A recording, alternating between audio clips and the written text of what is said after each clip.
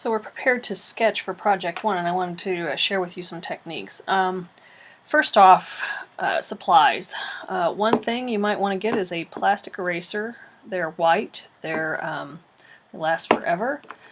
Second thing is a black marker. I prefer the Prismacolor markers. It has a fat tip on one end and this end and a thin tip on the other. However, a Sharpie would work. I also use a pencil. Nothing fancy, just a number 2 kind of a cheapo mechanical pencil. And I also will use either a Sharpie fine tip, like this, or I also really like these Pigma Microns. These are fine tipped as well. These you can find at Michael's and United Art and Education and other stores. So for now I'm just going to use the lesser of the two. I'm going to use a Sharpie. Now, those materials are important. In addition, a ruler. I use, this is the Lifetime Printer's ruler, and I've used this for more than half of my lifetime. But a metal ruler is always best because you can also use it to cut, cut your boards with if you need to cut with it, or cut paper out. The last thing I'm going to be using is tracing paper. You can buy this by the pad or the roll, but I use tracing paper a lot for sketching, and it's highly recommended as a tool for sketching. So make sure you get yourself plenty of tracing paper.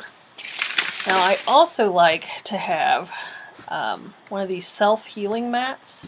These are great because it has a grid on it, and this is going to help me with organizing my sketches.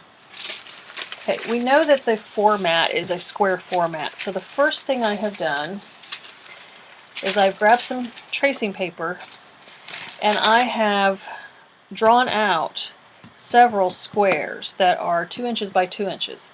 Now these are known as thumbnail sketches, and thumbnail sketches, you don't want to spend a lot of time on sketching out quick thumbnails. I mean, you want them quality, but you don't want to spend tons and tons of time. That's why you make them smaller. The smaller they are, the less time you spend on them. Now, I'm not saying they should be sloppy and that you shouldn't spend any time on them. What I am saying is that the smaller they are, the less time you have to spend on them. So what you want to do is get your ruler and measure 2 inches by 2 inches square little areas for you to sketch with. Now, I don't want to draw this several times over, so you'll see me grab another piece of tracing paper and place it over that one. So that way I don't have to draw these squares with my ruler all the time. Now I did place a piece of white paper underneath this so you could see well, because if you don't place it under there, or if I don't, you can't see what's going on. So even though I do have this really handy mat, you'll see me put white paper under it so that I can see what I'm doing a little bit better. Now, I've already started some of the process of sketching. My letter I've chosen is the Kaf. It's Phoenician, and it has evolved into our modern day letter K. Now, what that meant, Kaf was it started with the palm of the hand, and I guess somebody must have seen a K somehow in there. I see an M, but whoever created that must have seen a K in theirs. So I've drawn the Kaf a few different ways. One is more smooth and a few different sizes. I got a small, a medium, and a large. Here I decided to go with something a little bit more, I don't know, archaic looking. Something that looks older, a little bit degraded. So again, I've got the idea of a small one, a medium, and a large one, and I can use these to sketch from. Now, notice this stuff right here. This is what we call Creaked body copy. Now, Greeking does not necessarily mean it looks like the Greeks did it. What we do here is, instead of typesetting the copy or drawing out letter per letter, we draw a line for the baseline of the type, which this would be the baseline right here, the lower line. We draw a baseline, and then we measure down to the next baseline and so on. Okay, so from baseline to baseline is the letting amount. Okay, so I go baseline to baseline to baseline, I draw all those lines. Then I draw the line above those for what's called the X height. the height of the lowercase x of the typeface you're using. Now I don't know what typeface I'm using just yet, but I'm just kind of getting some reasonable facsimile of an X height. I draw that line, and then I measure the same distance above each of the base lines. And then I draw horizontal lines. I also draw vertical lines to let me know where the beginning and the end of the paragraph is. And then I just go in and I do squiggles. So you can see here that all this is just squiggles to indicate or to show some evidence of body copy. So this is my body copy block. I've also drawn some grid lines in case I wanted to shorten or lengthen this body copy. You know, maybe I don't want it as wide as this column. I could just, through my sketches, use that. So I'm going to use this to trace from as well. So Greeking the text is kind of nice. Now that's really much too big for these sketches, so I may just put lines in for those sketches. Now the idea is to have the symbol being the prominent element, the display type being the prominent element, which I didn't sketch out, and the body copy being the prominent element. Now in your book,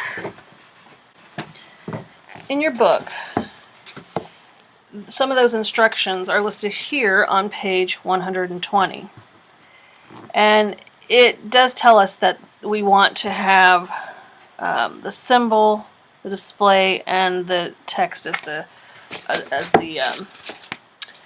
primary focal point on each one of these. Now, if you look back into this book a little bit, it does talk about type arrangements and things. Well, first it talks about, on page 106, the 5 classic typefaces, and so those are listed here. These are the ones I believe we have to choose from for the project. Here it talks about various arrangements for text type. So you may want to review these pages prior to starting on your project.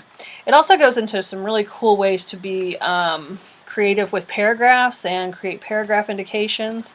So paragraphs don't have to be boring. In fact, there's some pretty cool settings of paragraph information in this book.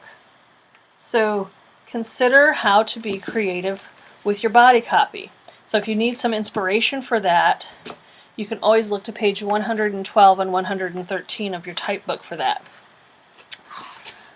And there's tons of examples of this project. And please do not plagiarize. Don't go in here and read this and do exactly what, write exactly what they're writing. Some of this actually is not really correct in its opinion. So make sure your stuff is not duplicating anything that's here. Okay? All right. Now I'm ready to sketch.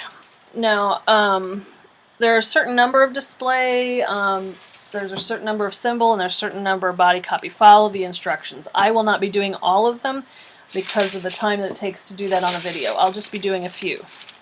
Now, what I do is I organize my sketches. Okay? So let's say this is, I will write out here, on here, this is cough. Oops. That's the name of the letter. And it's the backwards K. And I will, pardon me, I'm doing this upside down, cough K. I will make sure that these are all, and I'm usually a little bit cleaner about this. I was using that fat tip the marker. I will say this is cough, letter K, and it's the display. Okay? So this is just, I'm not usually this sloppy, but this is just indicating what this sheet of sketches is going to be. It's going to be the display is the primary focal point for the cough or letter K. Now what I will do is I will get my smaller marker here, and this is why this is kind of cool about drawing your boxes beforehand, is I'm not going to draw on top of those. I am actually going to redraw the boxes onto my sketch paper. Okay? So I can go ahead, and it doesn't have to be absolutely perfect. I mean, these are thumbnails and they're supposed to be quick, but you want to just get, close to accurate. You definitely don't want rectangles here. This format is 10 by 10. It's square. So you don't want to sketch inside of rectangular shaped boxes if your final format is square. Doesn't make any sense, because if you go and try to convert a rectangular format into a square format, you have to crop out a bunch of stuff, you have to squish stuff together, and it doesn't translate. Okay, now you can sketch with pencil, but you need to go over it with Sharpie or marker. This pencil just does not communicate well. People can't see your sketches very well. I will just go ahead and sketch with these just to save me some time. But I used to sketch with, and sometimes still do, sketch with pencil first. It just depends on what I'm working on. Okay, so this is where the display, or I'm going to make actually changes, make this the letter, the symbol. The symbol is going to be the primary element, primary focal point. It's kind of the most fun one, so I'm going to start with that one. Now, you'll notice I have all my different coughs here, or Ks, as many might say, and this is Phoenician, not Greek. You can choose whatever you want. And the cool thing about drawing these a few different sizes is I can then place my tracing paper over them and see through it. So I might, if my display initial is the primary focal point, I'll do a small one, a medium, a large one. I'll just do various sizes. And I might even angle some stuff. So I might even do something like this, where, and I'm looking in this box right here. So I might angle this to take up most of the format, and it crops right off the edge. So I'm doing some constructive sort of cropping, and I'm just using this to trace from. I know this is a simple symbol to draw, but if I draw it well in the first place, and all I have to do is trace, it really saves a ton of time. Tracing is okay. I know maybe in high school and grade school in your art classes, tracing was not okay, but it's okay now. Okay, so there's my cough. So there's where my symbol is a primary focal point. Now I need some display copy in here, or display text, and I also need some body copy. Okay, so I'm going to pull this away, and this, in my boxes. And my body copy, by the way, the body copy should be between 9 and 11 points. If you don't know what that means how tall the body copy, the text is. I'm just going to use this as a guide. And these stripes and stuff are not going to be completely accurate, but I think I will go ahead and use them just for sketching purposes. And I want to try to stay, I'm going to draw a little line here. I don't want the copy to go right to the edge, okay? I just did a real light line right there.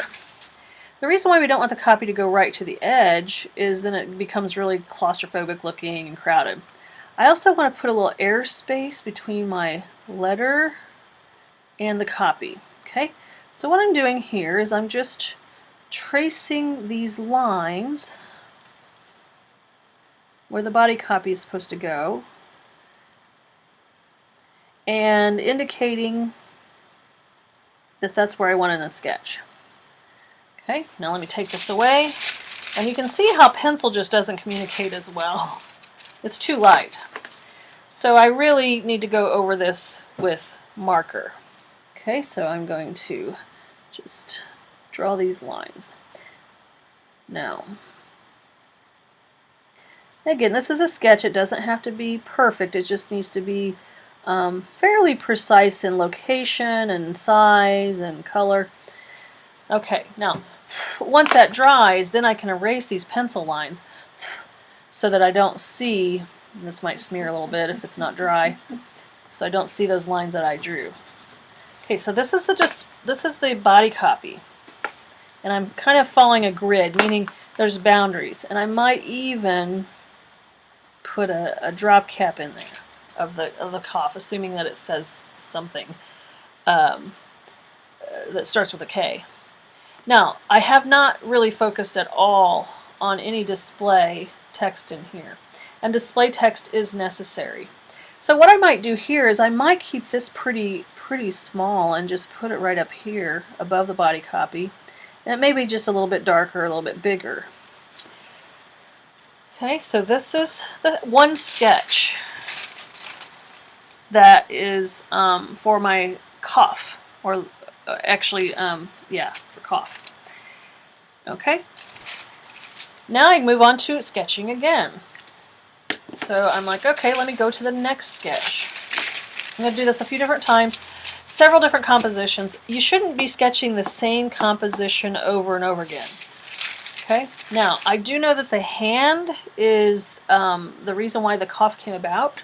So what I might do is I might find an image where there's a hand. Now pardon me, I'm going to be upside down for just a second. So let's say I have a hand coming in here. And I might study the Phoenician, maybe how the Phoenicians drew and things. Now this might actually be a hand print too.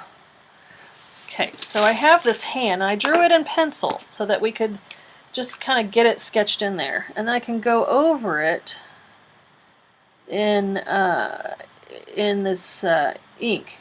Okay. Sketches need to communicate quickly and clearly still, so clearly is really important. You got to be able to see them. So don't just do pencils. You go over it a little bit. Okay, so there's my hand. Now, hopefully I got the hand the right direction.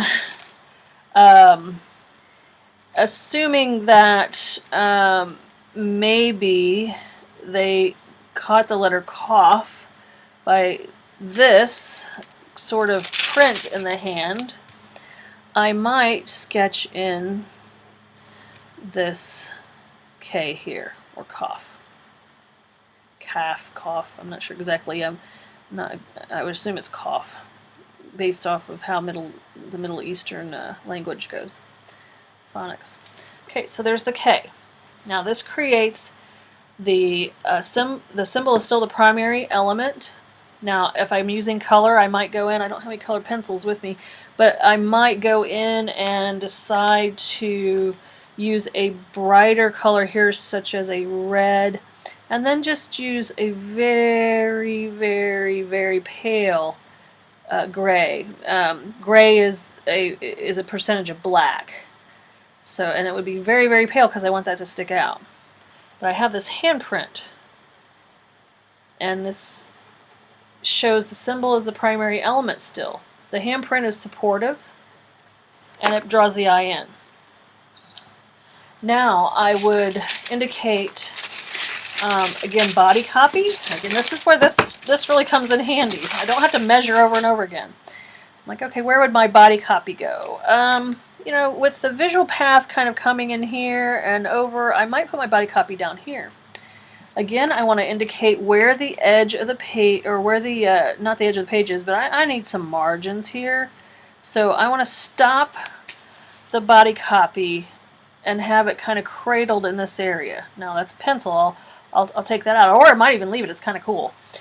Sometimes when I'm sketching, I'll do stuff like this, I'm like, oh wow, that line, the addition of line is awesome, so I'll just go ahead and sketch it in there. Just, you know, you just have to be mentally present at all times. So I'm going to just leave that in there. And then I might put the display up here. So I think I will do that. I think I will say, I don't know exactly what I'm going to say yet for that headline, but I can, again, using my previously sketched item, I can, maybe I'll have it go right here, whatever that verbiage is. I haven't decided. And you can be creative with your headlines or your display copy. So that's going to say something that's, you know, just the headline. And then down here, I will, I don't know if I'll do a text wrap or not. I did a text wrap here, which those are nice. That means the text wraps around the object. Now I might keep this a little cleaner and a little bit more aligned to the grid. So I might just decide, let me draw another line because I need to keep this type away from that edge of that. And I might decide to start with my copy and just go in a column. I know text wraps are great, but I want to try a few different things. I don't want to do, you know, I don't want to be the text wrap lady. I want to provide multiple solutions to the problem. Okay, so this indicates that this is a flush left column. Now I'll just put some squiggles in here that resemble text. Okay. So it resembles text. Once that's dry, then I'll erase this line. And now I have a really nice composition, which looks like it could be, everything inside of it could be moved up a little bit. But I have a really nice composition for that another layout where the symbol is the primary element. Okay, I'm going to keep on going. Now my third sketch, I'm going to try something different. I'm going to try to do something really small. You know what? I'm going to put the letter down here, and color can also enhance stuff. Now I'm using the smallest one that I've sketched. So just because it's big doesn't, you don't have to, if you want to make something prominent, it doesn't mean it has to be big. Sometimes the use of white space around it is enough. And perhaps up here is where I have my body copy. Now, this really doesn't have any relevance to how the letter came about as far as the way that looks, but I'm just talking general layout. Maybe sometimes, maybe this could be in the shape, well, I was thinking that could be in the shape of a hand, or I could do something like what they have in the book where they make the letters darker that looks like it's in the shape of a hand. The only thing is, you have to be careful. This has to be the primary focal point. So my text, maybe I'm not going to get super fancy in here because that hand shape might create too much emphasis. I might use that for my other idea, another idea for the one where the body copy is the primary focal point. Now you can see that this sketch is so much tighter than what I'm doing when I trace over it. And again, I'm trying to be fairly precise, but again, these are thumbnails. They need to be done quickly. So I'm not using a ruler right now. It's not like I'm providing a client some sort of hand-rendered first draft. But this is, I do sketch with clients sitting in front of me, so sketching is important. I find that when I sketch with clients in front of me, it can be nerve-wracking, but I'd rather us all be on the same page and have an understanding of what we're doing together before I go and commit a lot of time to something. Oops. Okay, so this is the symbol is still the primary focal point. I'll probably make that a color. Maybe I'll make that. Again, I haven't chosen my color palette. You guys have the option of using one color, or two colors rather.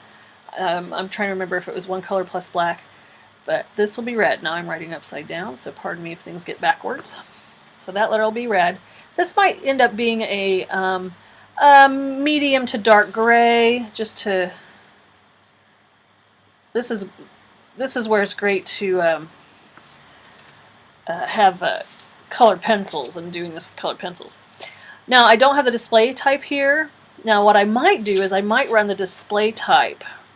I'm not sure again what it's going to say, but I might run the display type up the side of that body copy like so. Okay, this still creates, by use of white space, creates a focal point of that cough. The visual path, I suppose, would be to come in from the bottom, read the K, come up and read the headline, and I would have the headline reading up. You don't usually want them reading down. And then your eye would come over here, and I might again put an initial letter there, not sure which one, to kind of get people to understand it. Start here. So the visual path would be a little, it's not a conventional visual path, but there you go. Okay, so in a matter of just a few minutes, I have created some really decent sketches for the display, or excuse me, I keep calling it display, for this symbol. And I have a lot more to go. I still want to think about this kind of thing. What can I do with a hand? Can I splat a handprint down and use it? So I'm going to get a little artistic with these. It's not just about the letters, though type obviously exists to honor whatever content, but this content would have to say something about it coming from the palm of a hand. So, I might even, like I said, splat it. I might do put some charcoal on my hand and do that. And you can scan that stuff in. So here's sketches for symbol as primary element. Now, display type is the primary element. I'm going to just do them on the same page just to save time, but you want to separate yours out. Display type, again, you got to come up with whatever your display type is going to say. Now, if my display type is just simply going to say, I'm going to be upside down for just a second. K, A, make sure I'm spelling this correctly. Gotta just be really embarrassing if I, you know, I'm not Phoenician, so I don't speak that language. I need to look that up. K-A-P-F, I think it is. But, you know, just don't think it is. Know that it is. So, I'm gonna go ahead and do this just for time's sakes. Now, this is all great, me writing this out. But, you know, in your book, you have some specimens here. So if I were going to use Bodoni, you have specimens here. You can actually trace from these. If I were going to use Garamond, you know, I could trace from this. So maybe these are a little large. If I could get a smaller alphabet, that would be great. So I might print out a smaller alphabet of Garamond. They do show different sizes of Garamond, but it's not the full complete alphabet. So these type specimens are fairly limited. We call these type specimens. I actually have a type specimen book. Again, it's not with me, it's at the office, but it does something similar, but it shows the entire alphabet. But I will perhaps use this just for display purposes. Bodoni's a beautiful typeface. I don't know what it would have to do with Phoenician. Maybe actually with Phoenician I'll go with an old style typeface since it's Garamond, or since it's old. So what I would do is, instead of roughing it out like this, just penciling it out, that who knows what typeface that is? Nobody knows. Okay, so I'm going to erase that. Oh, it's hard to erase tracing paper without it wanting to try to tear on you. And I'm going to draw off of what they have here. Okay, now I can use all lowercase. In fact, I'll just go ahead and trace with my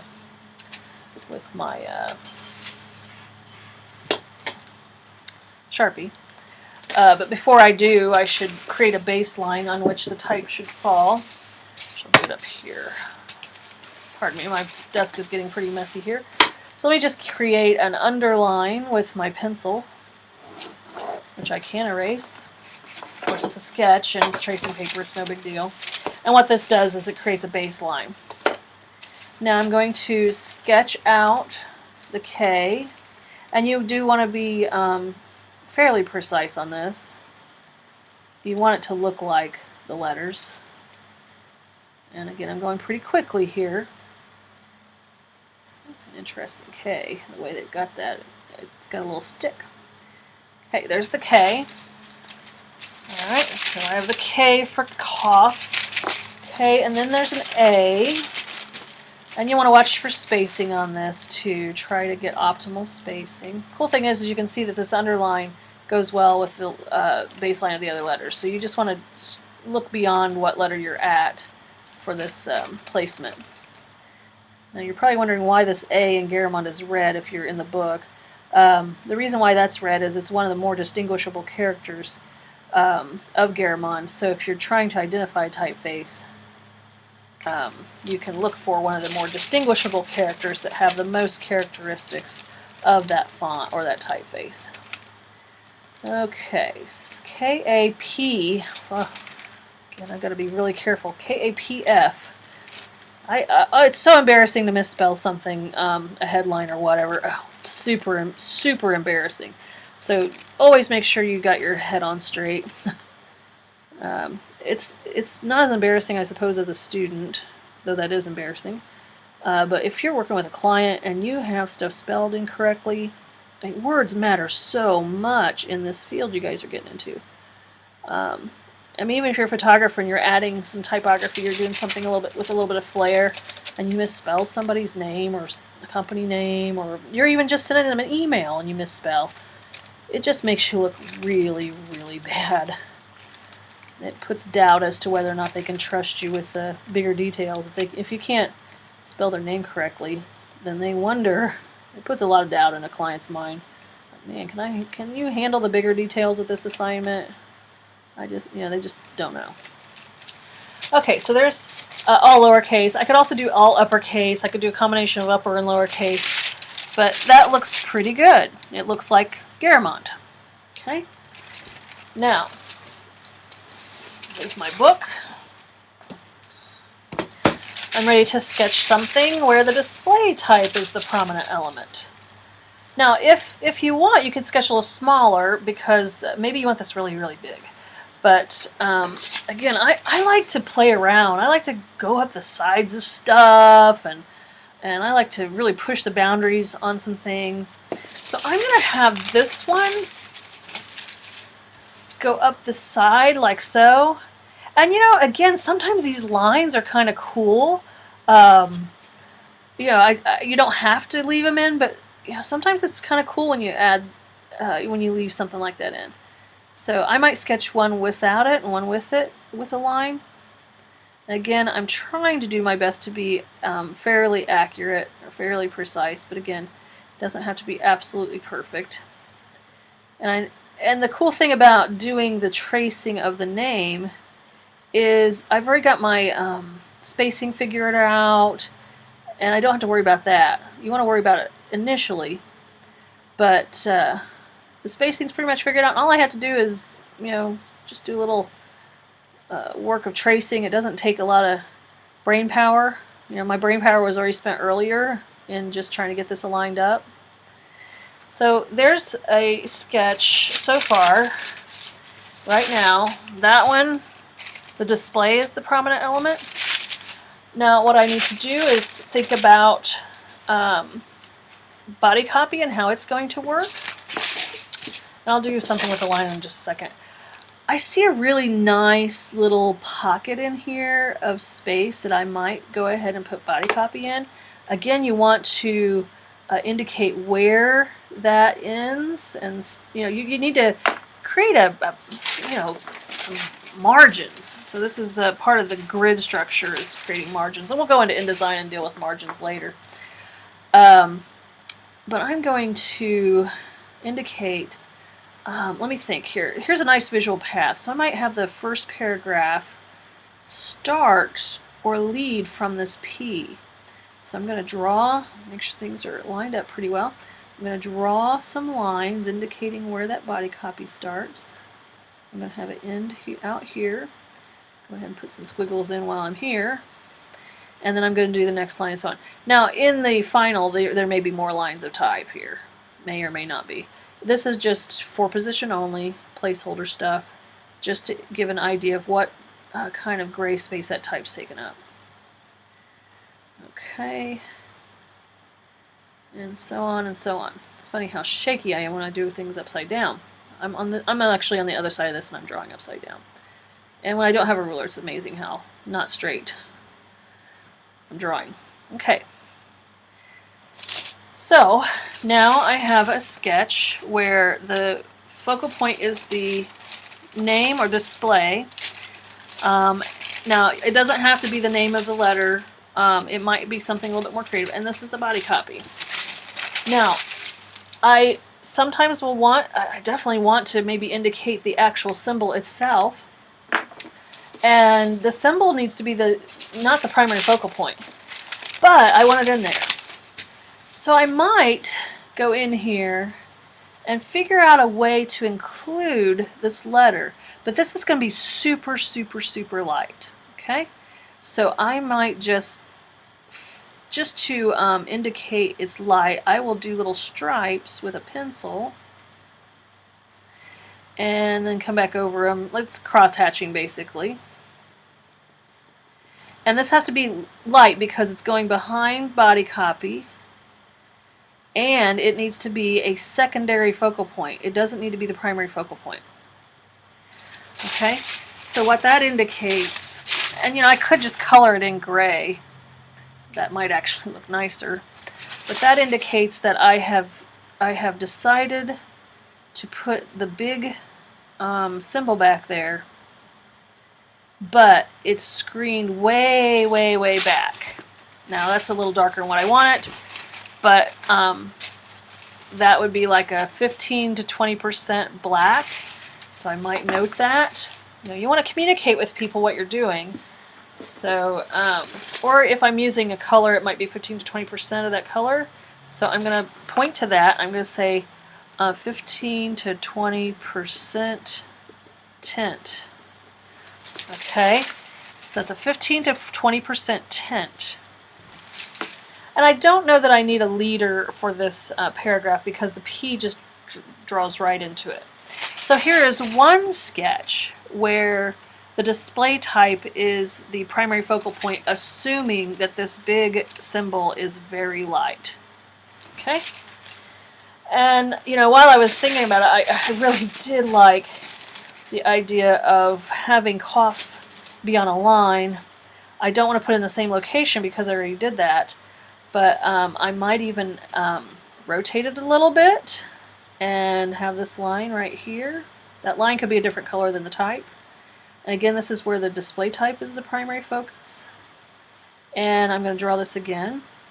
So now you see why it's so important to draw this out once correctly, and then you can use it to trace from. I don't want to have to sit there and trace those letters individually from the book and get the spacing right each time.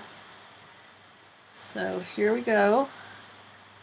It's getting close to the end. I know this takes time, but let me tell you, I show sketches to clients because, you know, it's just quicker sometimes to get approval on an idea and make sure we're all on the same page. And if I show them something that is like so gross, they definitely don't trust me as a designer or trust me to solve their problems. So I never show them anything too gross. I mean, it might be a little rough like this, but it's not like disgusting and hard to understand.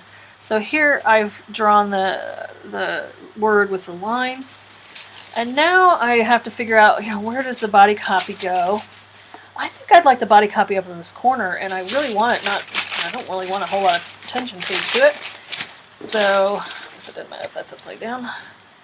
So I'm going to put the body copy up here. Again, do I want to use this left-hand side to like a grid, like a little column, or do I want it to kind of wrap in here? You know, stop right here. It's the cool thing about tracing papers, you can kind of cover things up and you can see what looks better. And, you know, I might as well have some fun with the text wrap again. So I am going to figure out where the body copy starts and stops. I want to make sure I put a pencil line in to create kind of a margin. And then I'm going to just do the same thing I've been doing all along. That's cool because I can move this around and use this. And I'm going to indicate where that body copy goes. Okay? And I put the squiggles, the lines and the squiggles. Those lines and squiggles are actually pretty important. It gives you a certain grayness. I know it's black, you were using black and white, but when you step back from it, when you step back from body copy, even though it's black and white, the columns and the chunks of body copy appear as if they're gray.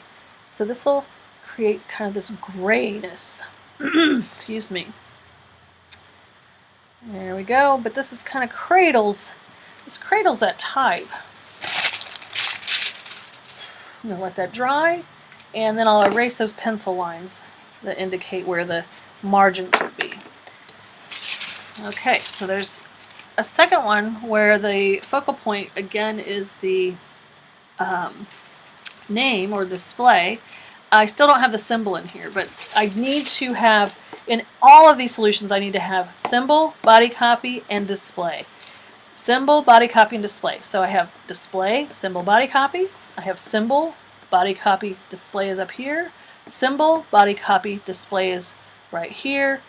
And symbol, body copy, and display.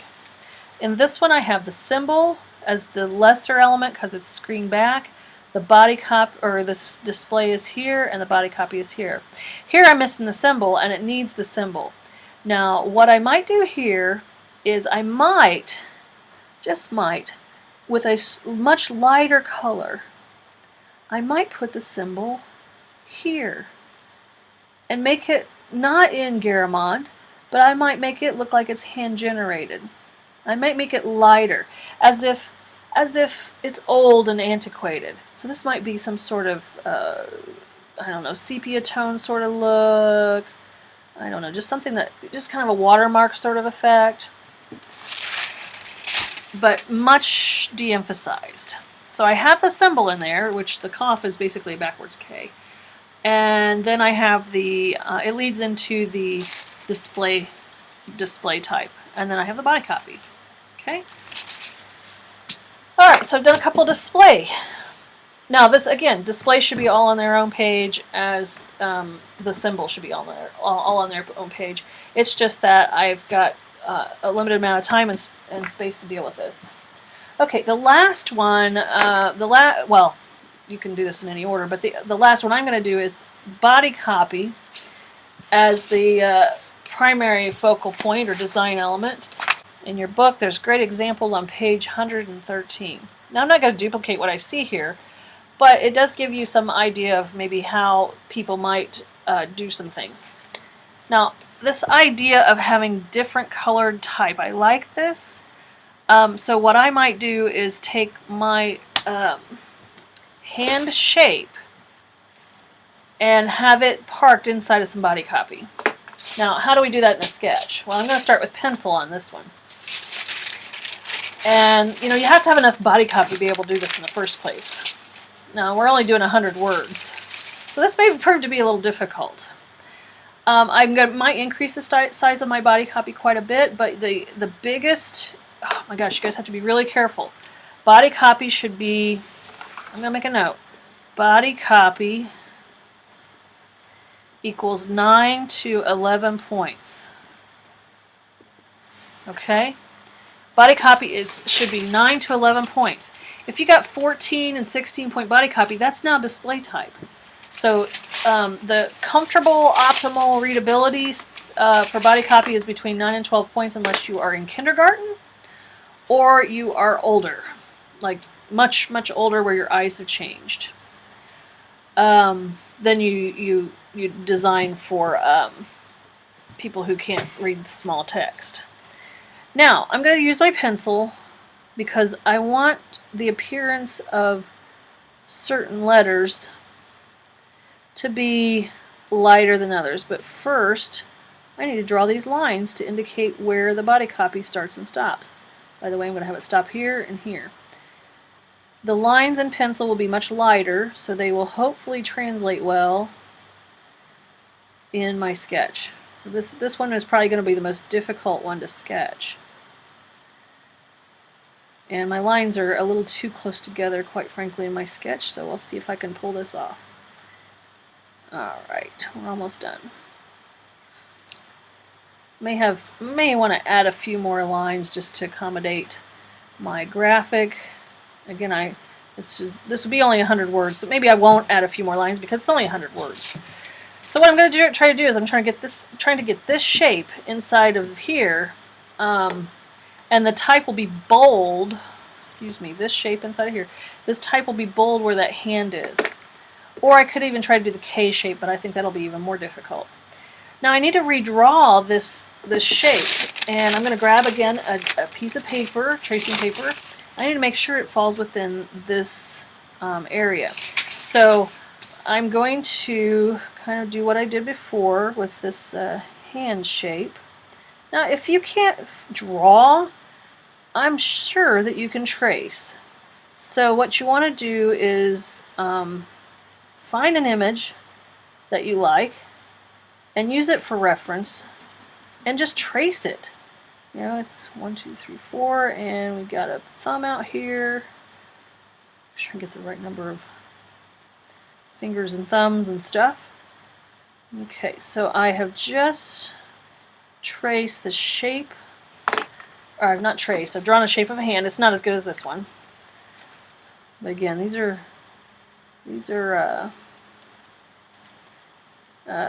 yeah, they're sketches, so they can be a little off. I like them fairly accurate, though. I just don't get in the habit of doing sketches too far off. Okay, so I have drawn, or if I had reference, traced the hand shape. this is so I don't mess up. And I'm putting this in here, and I might put it off to the side here. And I am going to, this is going to be a little difficult, but wherever the letters would be for each finger, and this may not look good at all when I'm done, this will have much darker letters, okay? So these will be darker letters, these will be darker letters. I might put some up here. And again, this may not prove to be something that actually works. Just don't know yet. And, oh gosh, I get so lost in here. Every other thing is dark. Okay, so this is supposed to look like the shape of a hand. I just don't think that it's going to, I'm not going to be able to pull that off very well. What do you guys think? Just doesn't look quite right. I just don't know it's going to communicate what it needs to communicate. Okay. Now, what I'll do is to try to get the point across that that this is two different colors. Well, I could actually, you know, if that's red, I could draw in red. But I'm going to sit here with a pencil, and I'm going to pencil in the other, I'm going to Greek in the other letters. Again, so I don't know how successful I'm going to be at this one. You know, if it looks good in a sketch, it'll probably look decent in a layout. We just don't know until we actually practice with the elements that we are using.